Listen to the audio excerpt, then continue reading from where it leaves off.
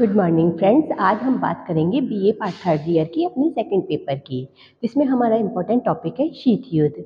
शीत युद्ध हमारी दो महाकाय बड़ी महान महाशक्तियाँ, जिसे हम अमेरिका और रूस के नाम से जानते हैं, इन दोनों के बीच आपसी तनावपूर्ण स्थिति को दर्शाता है। इसके अंतर्गत यह विश्व राजनीति की एक वास्तविकता है, जिसके माध्यम से हम इस व्यवस्था की विवेचना करेंगे। तो सबसे पहले हम बात करेंगे हमारी इस व्यवस्था की, जिसे हम कहते हैं शीत युद्ध।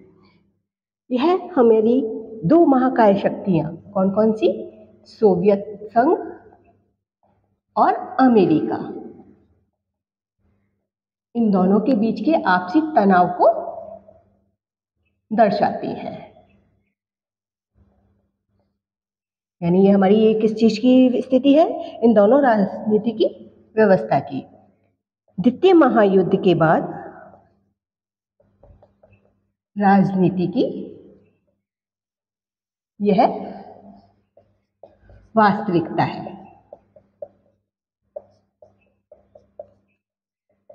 इन शत्रुतापूर्ण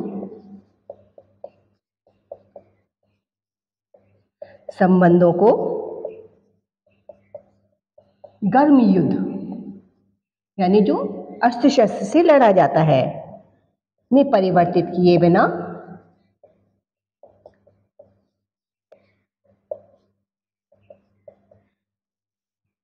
इस युद्ध में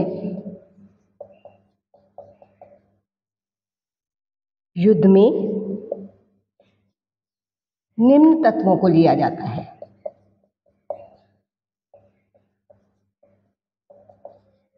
मेन तत्व कौन कौन से हैं इसके अंतर्गत? सबसे पहला वैचारिक घृणा। शीत युद्ध कैसे पनपता है?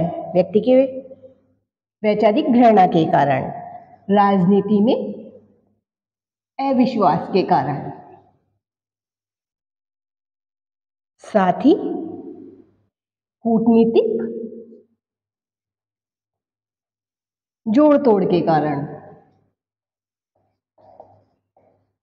यानी हमारी ये जो शीत युद्ध की व्यवस्था है, ये इन सारी व्यवस्थाओं के माध्यम से दर्शाई जाती है। सैनिक प्रतिस्पर्धा के कारण, साथ ही जासूसी, मनोवैज्ञानिक युद्ध व कटुतापूर्ण संबंधों को दर्शाती है। तो फ्रेंड्स, शीत युद्ध क्या है? यह है हमारा दो महाकाय शक्तियां, जिसे हम सोवियत संघ और अमेरिका के नाम से जानते हैं, इन दोनों के बीच आपसी तनाव की स्थिति को दर्शाता है, जिसके अंतर्गत यह हमारे द्वितीय विश्व युद्ध की, जो कि हो चुका है हमारी व्यवस्था के अंतर्गत, इसकी वास्तविकता है। इसके निम्न तत्वों के माध्यम से हम इसे जानते हैं कि यह किस कारण से पनपता है। इसमें सबसे महत्वपूर्ण आधार माना जाता है वैचारिक घृणा का, राजनीतिक अविश्वास का, कूटनीति के प्रति जोड़ तोड़ की व्यवस्था का, साथ ही सैनिक प्रतिस्पर्धा का, जासूसी का, मनोवैज्ञानिक युद्ध का व कटुतापूर्ण संबंधों का। तो हमारी जो ये शीत युद्ध की व्यवस्था है, यह हमारी इन सभी कारणों के माध्यम से, जो कि दो महान महाकाय शक्तियां रूस और अमेरिका के बीच चली आ रही तनावपूर्ण स्थिति को दर्शाती है। तो फ्रेंड्स, आगे हम बात करेंगे इस व्यवस्था के अंतर्गत यह शीत युद्ध न होते हुए, यह शीत युद्ध न होते हुए युद्ध की स्थिति व परिस्थिति बनाए रखता है। यानी यह जो हमारा शीत युद्ध की व्यवस्था है, यह हमारे अस्त्र शस्त्रों से नहीं लड़ा जाता, बल्कि मनोवैज्ञानिक युद्ध है, जो कि विचारों के माध्यम से लड़ा जाता है। इसके अंतर्गत यह सोवियत संघ और अमेरिका के आपसी संबंधों की स्थिति है, जिसमें दोनों पक्ष किसकी बात करते हैं? शांति की बात करते हैं, लेकिन सदैव युद्ध की स्थिति में तत्पर रहते हैं। यानी बात तो करते हैं ये हमारी व्यवस्था के अंतर्गत शीत युद्ध की, कि युद्ध नहीं करेंगे आपस में, लेकिन इनकी हमेशा से स्थिति हम ट्रेजेडी क्या बनी हुई है, हमेशा से बात शांति की करते हैं, लेकिन हमेशा तनावपूर्ण स्थिति को बनाए रखते हैं, जिससे कि युद्ध की स्थिति प्रेफर होती है। अब हम बात करेंगे हमारे इस शीत युद्ध के व्यवस्था के अंतर्गत कि यह हमारी व्यवस्था के प्रमुख लक्षण क्या है। सबसे पहला लक्षण माना जाता है, दो सिद्धांतों का नहीं है ये, तो का नहीं, वरन दो शक्तियों के बीच तनाव की स्थिति है। यानी इसका प्रमुख लक्षण क्या माना जाता है, ये दो महाशक्तियां हैं जिसके बीच तनाव की स्थिति है। शीत युद्ध में प्रचार का महत्व है। यह वाक युद्ध है, यानी वार्तालाप के माध्यम से जो किया जाता है वह युद्ध है, ना कि अस्त्र शस्त्र के माध्यम से लड़ा जाने वाला युद्ध। देन इसमें दोनों महाशक्ति व्यापक प्रचार, हस्तक्षेप,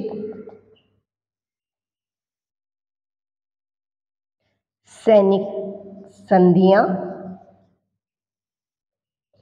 प्रादेशिक संगठन,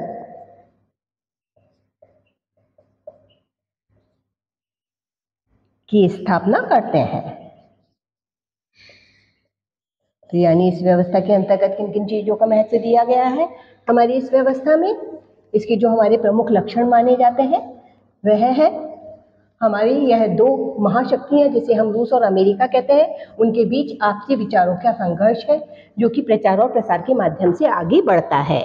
इस व्यवस्था के अंतर्गत दोनों ही महाशक्तियां अपने व्यापक प्रचार और प्रसार का माध्यम रखती हैं। साथ ही दोनों शिविरों में तनाव का वातावरण बना रहता है। यानी इस शीत युद्ध के क्या लक्षण माने गए हैं कि जो दोनों भीमकाय शक्तियां हैं वह आपस में लड़ाई की स्थिति को प्रेफर करती हैं।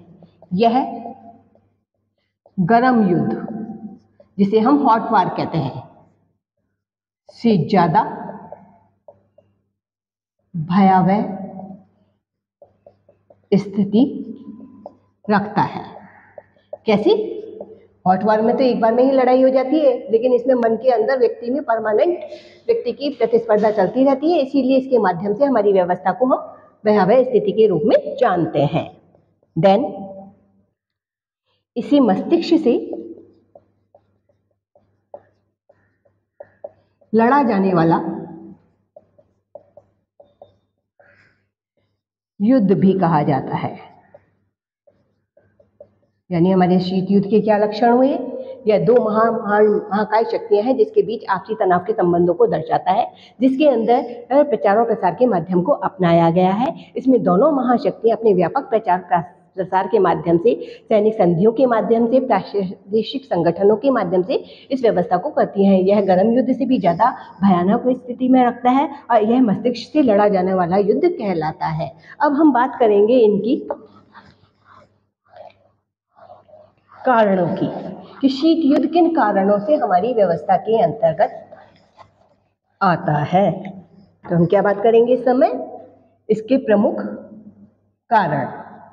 सबसे पहला, द्वितीय महायुद्ध, दो महाशक्तियां, कौन कौन सी? यूएसए एंड यूएसआर,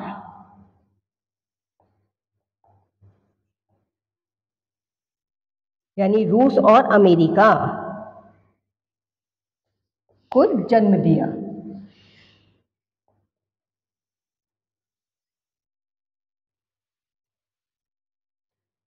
महायुद्ध की समाप्ति के बाद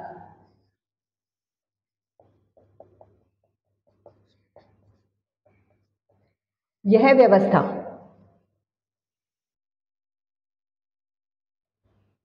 किस किस के बीच में लगी जाने लगी? अपने लाभ को दर्शाने लगी। यानी हमारी यह व्यवस्था किस चीज को प्रतिपादित करती है? शीत युद्ध हमारी यह एक मनोवैज्ञानिक युद्ध है जो कि विचारों व्यवस्था के माध्यम से लड़ा जाता है। यह हमारी व्यवस्था के अंतर्गत दो महाकाय शक्तियां जिसे हम रूस और अमेरिका के नाम से जानते हैं, इनके द्वारा लड़ा जाने वाला युद्ध है। इसके अनेक लक्षण हैं। यह दोनों सिद्धांतों के बीच आपसी व्यवस्था को प्रतिबंधित करता है, जिसमें दोनों ही शक्तियां तनाव की स्थिति को बनाए रखती हैं। इसके निम्न कारण माने गए हैं। सबसे पहला तो ऐतिहासिक कारण है, जिसके कारण 1917 की जो बॉलेशिक क्रांति हुई थी, जिसमें पश्चिमी राष्ट्र, सोवियत संघ,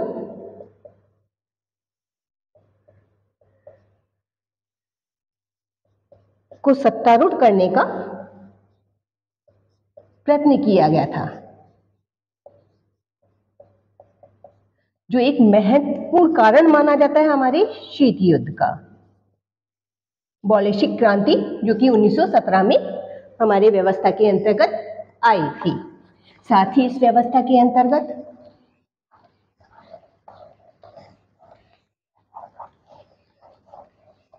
अनेक ऐसे कारण हैं जो इस चीज को दर्शाती है। सेकंड, हमारा द्वितीय मोर्चे का प्रश्न। द्वितीय विश्व युद्ध के बाद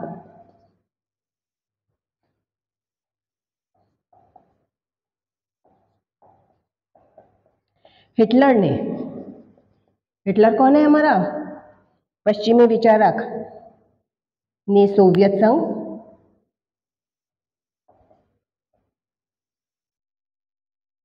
को भारी हानि पहुंचाई। इसके नेता थे स्टालिन।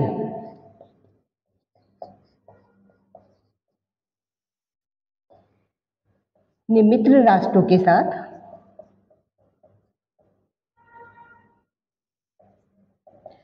यूरोप में नाजी सेना जो है उसे भेजने की बात कही।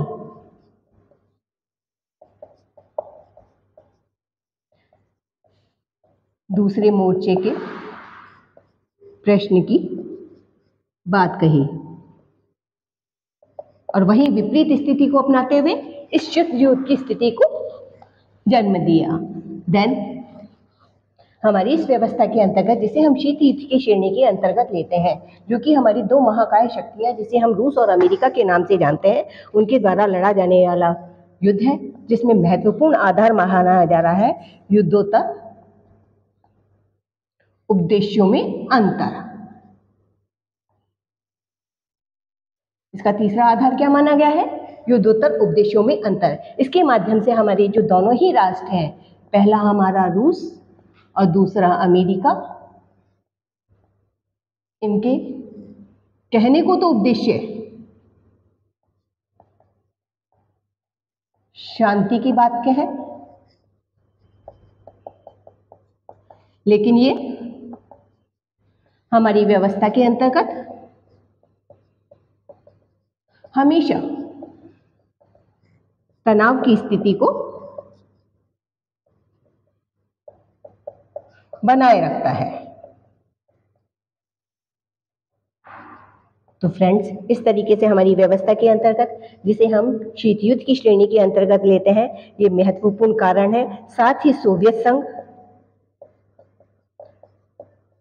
द्वारा याल्टा जो समझौता हुआ था, समझौते की अवहेलना के कारण भी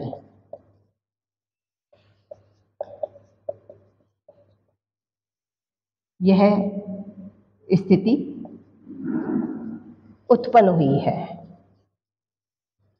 तो फ्रेंड्स, इस तरीके से शीत युद्ध के अनेक कारण हैं जिसके माध्यम से हमारी व्यवस्था के अंतर्गत, हमारी राजनीति के अंतर्गत इस व्यवस्था को आधार प्रदान किया गया है, जो इसके प्रमुख लक्षणों के अंतर्गत माना जाता है।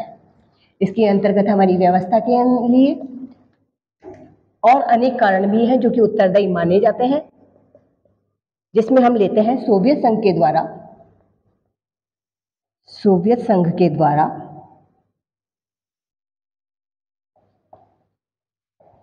बाल्कन समझौता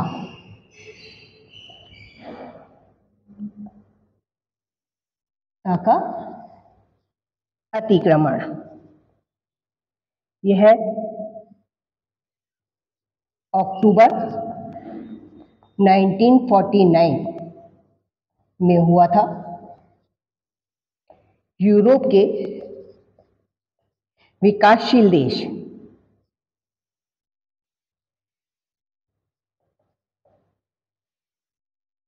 सुझाव को स्वीकार किया गया, जिसके अंतर्गत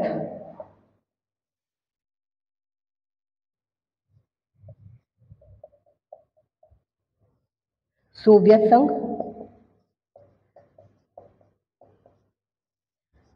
का बल्गानिया और रोमानिया, दो राष्ट्र थे, बल्गानिया और रोमानिया में प्रभाव स्वीकार किया। यह स्थिति यूनान में भी बनी।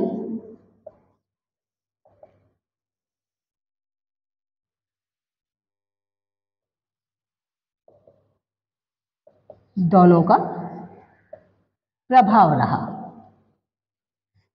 तो फ्रेंड्स, इस तरीके से हमारी इस व्यवस्था के जो महत्वपूर्ण लक्षण माने गए, इनके माध्यम से शीत युद्ध अपनी पूरी चरम सीमा की स्थिति पर पहुंच गया था। दोनों के बराबर का प्रभाव माना, किंतु युद्ध की समाप्ति के बाद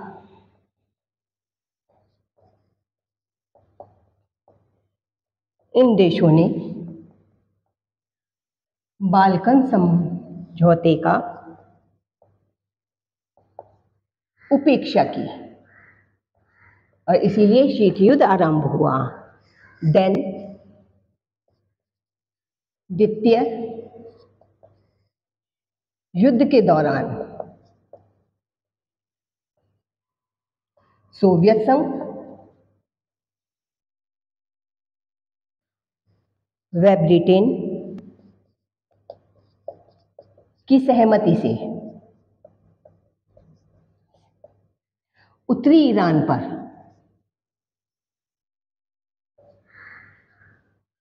अधिकार जमा लिया।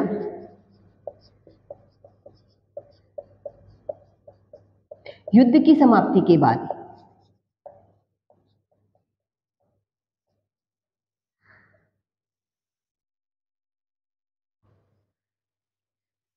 यूएसएसआर ने सेना हटाने से इनकार कर दिया है। इसीलिए शीत युद्ध की स्थिति प्रारंभ हुई।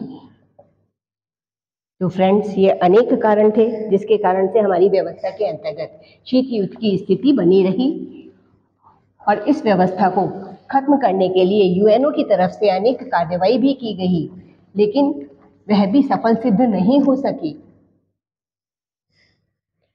देन बर्लिन की नाकाबंदी,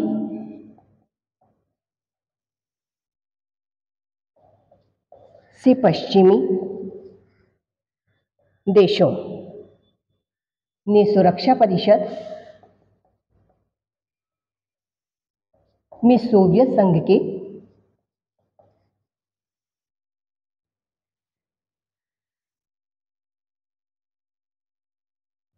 नाकाबंदी को के विरुद्ध शिकायत की। साथ ही अणु बम के आविष्कार के कारण आविष्कार के कारण न सिर्फ हिरोशिमा नागासाकी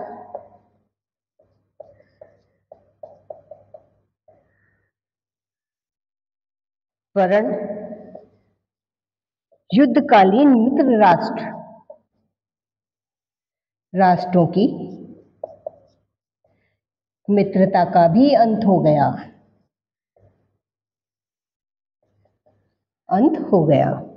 तो फ्रेंड्स, इस तरीके से अमेरिका के द्वारा सोवियत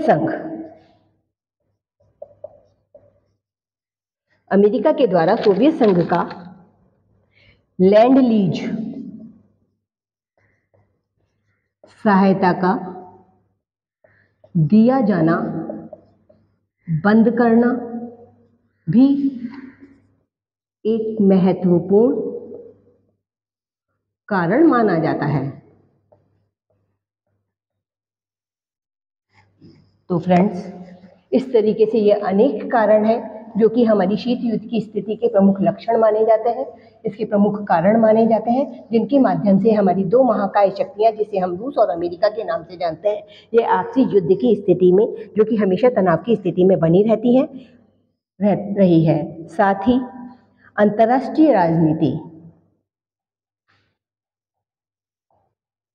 राजनीति शक्ति संघर्ष की राजनीति हो गई है। द्वितीय विश्व युद्ध के बाद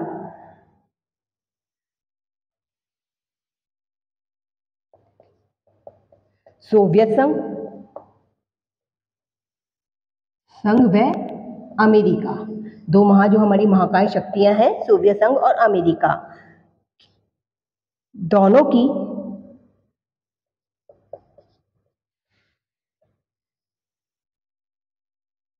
राष्ट्रों में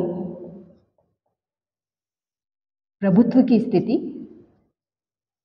बनी हुई है, जो कि संघर्ष को जन्म देती है। किसको जन्म दे रही है? संघर्ष को जन्म देती है। साथ ही इन दोनों महाशक्तियों के आपसी हित संघर्ष आपस में टकराते हैं,